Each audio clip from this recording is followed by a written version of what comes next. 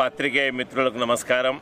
అఖిల భారత ఐక్య రైతు సంఘం AIUKS నిజామాబాద్ జిల్లా కార్యవర్గం తరఫున రైతాంగం ఈరోజు కొనుగోలు కేంద్రాల్లో అనేక ఇబ్బందులకు గురవుతా ఉన్నారు. రైస్ మిల్ యజమానుల పెడుతున్న ఇబ్బందుల్ని మీరు పరిష్కరించాలి, కలెక్టర్ దగ్గరికి మేము వస్తామని చెప్పేసి మాతో రైతాంగం మా దృష్టి తీసుకురావడంతో సమస్య ఎంత తీవ్రంగా ఉందో పరిశీలించడానికి ఈరోజు ఒక ప్రతినిధి బృందం రైస్ మిల్ల క్షేత్రస్థాయికి వచ్చి చూస్తే 4 రోజులు 5 రోజులుగా ఒక్కొక్క రైస్ మిల్ దగ్గర 15-20 లారీలు ఇలా వేచి ఉన్నాయి. తర్వాత రెండవది అక్కడ అయితే దాదాపుగా కొనుగోలు కేంద్రాల దగ్గరనే 2.5 కిలోలు ఎక్కువ తీసుకుంటా ఉన్నారు. ఖాళీ బస్తాతో కాకుండా అదనంగా తరుగు తీసుకుంటున్నారు. వీడికి వచ్చిన తర్వాత ముఖ్యంగా దొడ్డు ధాన్యం గురించి దించుకోవాలంటే తరుగు అడుగుతా ఉన్నారు. తరుగు లేకుండా దొడ్డు ధాన్యాన్ని దించుకోవడం లేదు. ఈ అంశాన్ని కలెక్టర్ గారి దృష్టి కూడా మేము తీసుకుపోయాం. అదే సమయంలో ఈరోజు కొనుగోలు కేంద్రాల దగ్గర దొడ్డు ధాన్యాన్ని ఇవాళ భర్తీ చేయమంటే మేము భర్తీ చేయము, రైస్ మిల్లర్స్ మమ్మల్ని 4 రోజులు 5 రోజులు ఉంచుతున్నారు అని చెప్పేసి అది చెప్పి అక్కడ దొడ్డు ధాన్యాన్ని పంపట్లేదు. అందుకని ఈ రోజు మేము డిమాండ్ చేస్తా ఉన్నాం రైతు సంఘం తరఫున. రైతాంగం ఇప్పటికే ప్రకృతి తాండవిలంతో ప్రకృతి ఇవాళ అకాల వర్షాలతోని నిండా మునిగి దుఃఖంతో ఉన్న రైతాంగానికి రైస్ మిల్ యజమానులు పెట్టే బాధల్ని ఈరోజు అంత కాదన్న విషయాన్ని గుర్తు చేస్తా ఉన్నాం. అయ్యా, రైతాంగాన్ని ఆదుకుంటామని చెప్తున్నారు, మరి మరో పక్కకు రైస్ మిల్ యజమానుల వైపే మీరు వంత పాడుతున్నారు. రైస్ మిల్ యజమానులకే మీరు ఈరోజు సపోర్ట్ చేస్తా ఉన్నారు అధికారులు అని చెప్పేసి నేను ఎందుకు అంటున్నానంటే ఈ మాట, నిజామాబాద్ జిల్లాలో 320 కోట్ల రూపాయల బియ్యాన్ని అమ్ముకొని CMRకు జమ చేయకుండా ఉన్న రైస్ మిల్ మీద ఒక్క రైస్ మిల్ మీద కూడా ఈరోజు కేసులు లేవు, రికవరీ లేదు అని చెప్పేసి నేను గుర్తు చేస్తా ఉన్నాను. అంతేకాదు DSO గారు ఎక్కడ తరుగు తీసుకోవడం లేదు అని చెప్పేసి తెగేసి చెప్తున్నాడు. లేదు సార్ మేము చూపిస్తామని చెప్పేసి గౌరవనీయ కలెక్టర్ గారు 20% తేమ ఉన్నా తీసుకోమని 2 రోజులు ముందు చెప్పి మాట్లాడితే లేదు సార్ చెప్పలేదంటాడు. మేము పేపర్ కటింగ్స్ చూపిస్తాం సార్ ఏం చెప్పేసి అంటే అవునవును అని మళ్ళీ అంటే రైస్ మిల్ యజమానులకు వంత పడడం DSO గారికి తగదని ఈరోజు రైస్ మిల్లర్స్ని ఇలా చర్య తీసుకోవాలని, సతాయిస్తున్న వాళ్ళపైన చర్య తీసుకోవాలని చెప్పేసి మేము డిమాండ్ చేస్తూ ఉన్నాం. రైతులు ఒక దిక్కు వర్షాల వల్ల ధాన్యం నానిపోయింది. అదేవిధంగా ఈరోజు ఏ ధాన్యాన్ని కోత కొయ్యాలన్నా టైర్ మిషన్లు నడిచే పరిస్థితి లేదు. ఓన్లీ చైన్ మిషన్లతోనే మొత్తం నీళ్లు ఉన్నాయి కాబట్టి కోతలు కొయ్యాల్సినటువంటి పరిస్థితి వస్తుంది.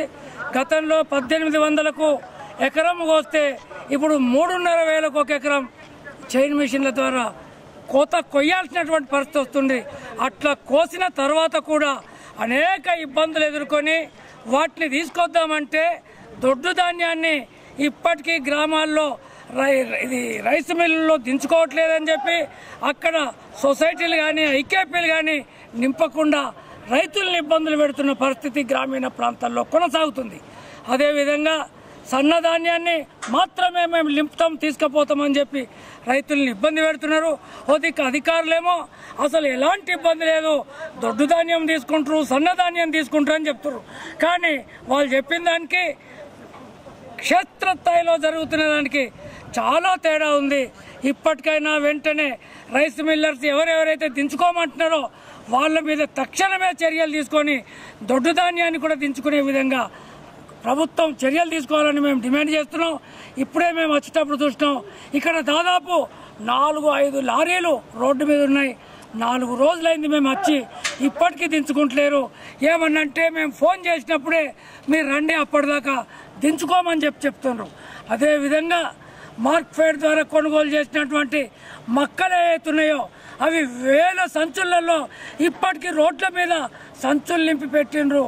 లారీలు వస్తలేవు, వాటిని తీసుకుపోయే నాదులు లేడు. ఒకవేళ అధికారులకు చెప్తే పట్టించుకున్న నాదుడు లేడు. ఇప్పటికైనా మొక్కజొన్నల్ని కూడా వెంటనే అక్కడి నుంచి లిఫ్ట్ చేసి రైతాంగాన్ని ఆదుకోవాలని చెప్పి అఖిల భారత ఐక్య రైతు సంఘంగా మేము డిమాండ్ చేస్తున్నాం. ఈరోజు ధాన్యము రైతాంగం నుంచి సేకరించిన తర్వాత రైస్ మిల్లకు తీసుకొచ్చిన తర్వాత కనీసము 24 గంటల లోపు ఇక్కడ అన్లోడ్ చేసుకుంటే రైతాంగానికి నష్టం కాదు.